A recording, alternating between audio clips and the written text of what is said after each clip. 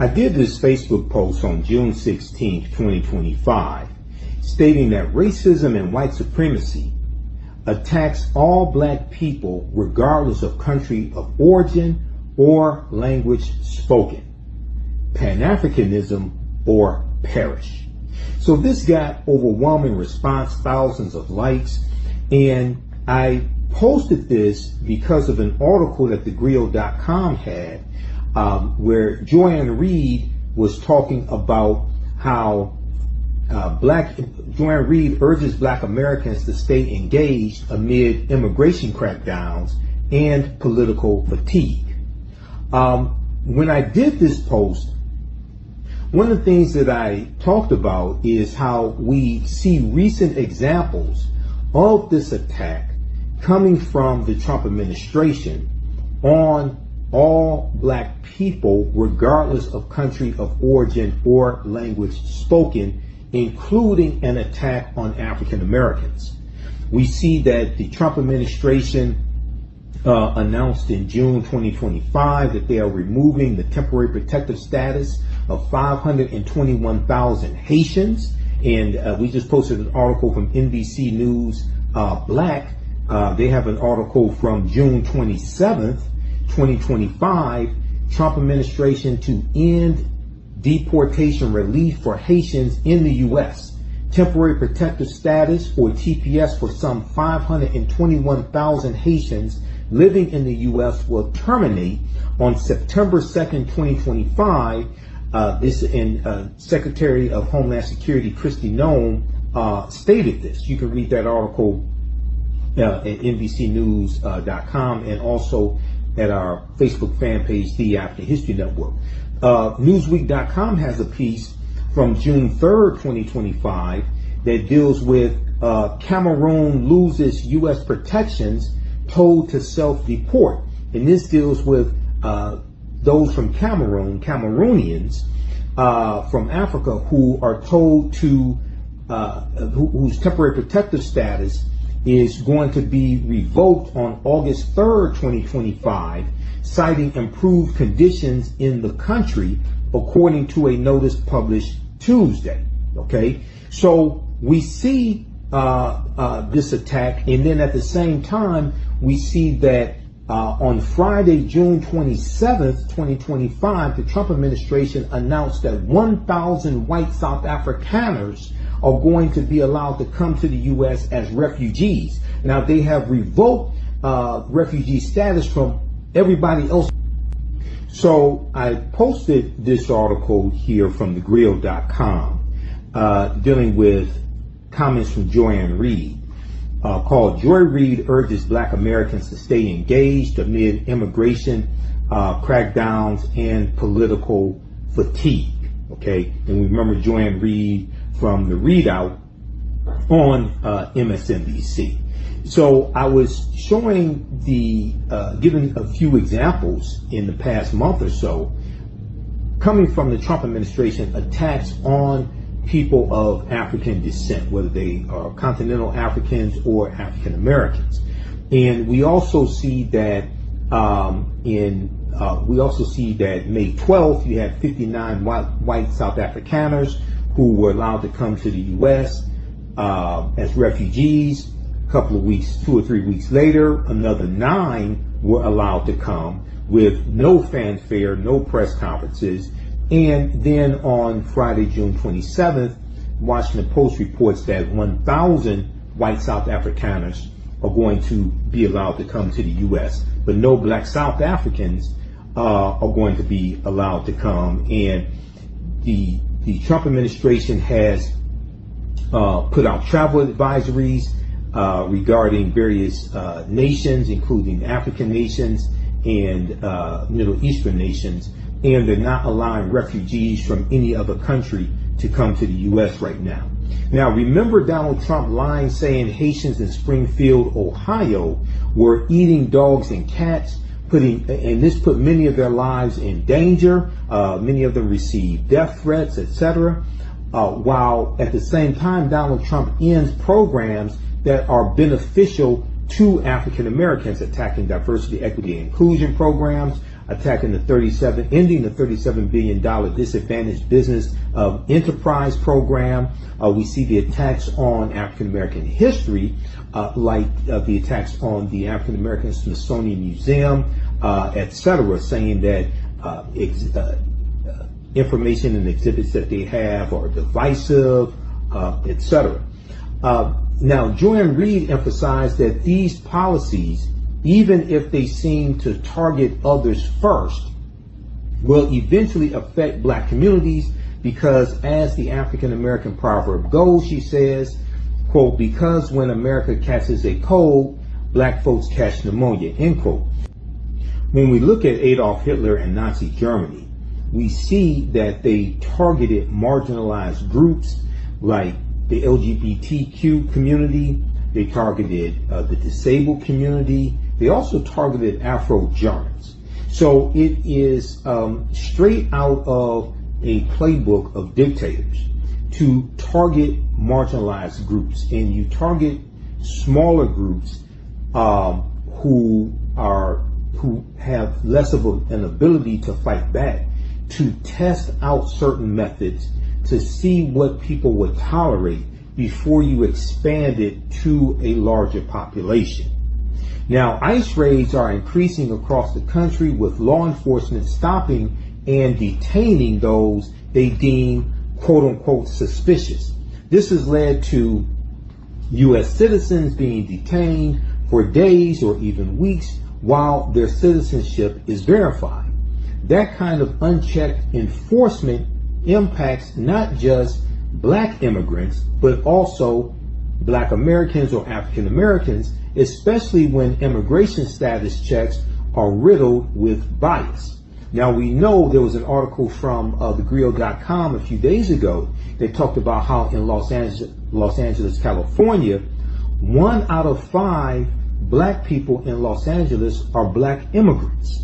And also, we're going to get into relationships with them. We're going to intermix with them, marry them, etc. And you can also have what are known as mixed status homes, where some people in the home are legalized citizens, U.S. citizens, other people could be undocumented. And being undocumented does not mean that you came to the country illegally. You may have come to the country legally, but overstayed your visa. And somewhere around 40% of visa overstays make up a lot of the undocumented population, generally speaking, regardless of whether they're Latino or of African descent, etc. Visa overstays is something that's real, and they get lumped into the undocumented category, but that does not mean that they came to the U.S. illegally.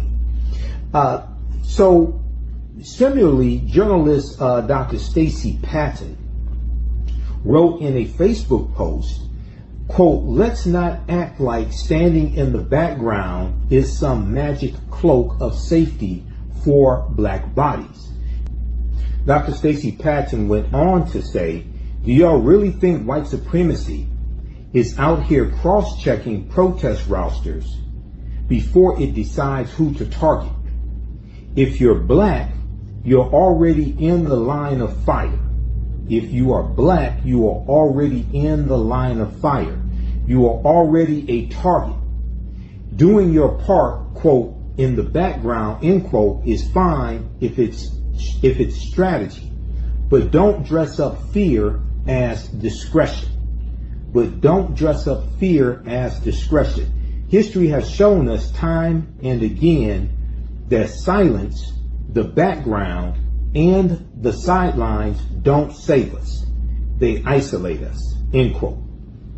Once again, white supremacy and racism targets all black people, regardless of country of origin, regardless of language spoken, regardless of whether you think that you are a citizen or you are undocumented. When you understand Project 2025, I've said this before on my broadcast, they are trying to wipe our black behinds off of the political chessboard, okay? And the mistake that some African Americans make some quote unquote black Americans, the mistake that they make is they think that their proximity to white supremacy somehow protects them from white supremacy. And some of them think that they are better than our brothers and sisters from the continent of Africa, from the Caribbean, etc. And they think that they are safe. They think as long as that those other people are being terrorized, as long as black immigrants are being terrorized, etc., it's okay. But what they fail to understand is that for a lot of these people, a lot of these Trump supporters, for MAGA, for those who are implementing Project 2025, to them, we are all immigrants. To them, African Americans, black Americans, whether you were born here, whether you were a descendant of slaves, quote unquote, to them, they think that we are all immigrants. They think that we do not belong. And this is what you have to understand. This is why Dr. John Henry Clark, one of our great Grandmaster Scholar Warriors, said the white man is a better Pan-Africanist than you are because he doesn't want any of you. And this is what we have to learn. Now, the article from thegrio.com goes on to say, according to a 2023 survey, only 34% of black Americans hold a valid passport. A University of Maryland study also found that people of color, 11%, are more likely than white people at 8% to lack documentary proof of citizenship, meaning they either do not have or cannot easily access these documents if needed.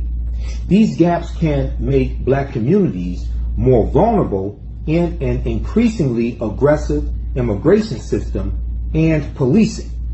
Now, also remember, Donald Trump just did an executive order unleashing the police, and he's doubling down on a campaign promise that he made in April 2024. He was in Wisconsin. He made this campaign promise. He said if he was reelected, he would give 100% immunity against criminal prosecution to police officers for doing their job. And he made this statement throughout the campaign. He just signed an executive order to do this. And what the Department of Justice under Pam Bondi, Attorney General Pam Bondi, under the Trump administration, what they're doing is they're backing out of consent decrees. Like this, they just backed out of the consent decree with the Ferguson Police Department, as well as in Missouri, okay, behind the death of Breonna Taylor. And you're not going to see any more consent decrees coming from the Trump administration to give oversight over police departments. They're taking a hands-off approach to policing. So what does this open African Americans up to? Okay, more police brutality, most likely. Now, I know some of us feel that some African immigrants or black immigrants coming from the Caribbean, etc., hate us and have been taught to hate us. But as I explained to people, the same people who taught them to hate us have taught African Americans to hate ourselves. And that's coming from the white controlled media and from the government. And when I interviewed Professor Kabahaya Wapa-Kamene, one of my teachers, Professor Kaba Kamene, about African Liberation Day, did the interview May 2025 on the African History Network show.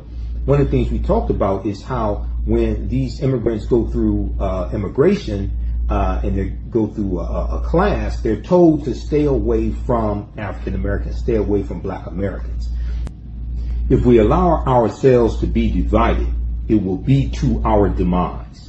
And keep in mind, if you've read any of Project 2025 from the Heritage Foundation, and you can go to project2025.org and read it, project2025.org.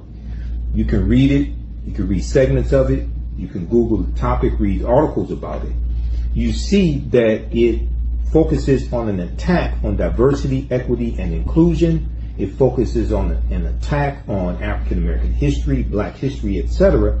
We see this being implemented by the Trump administration right now.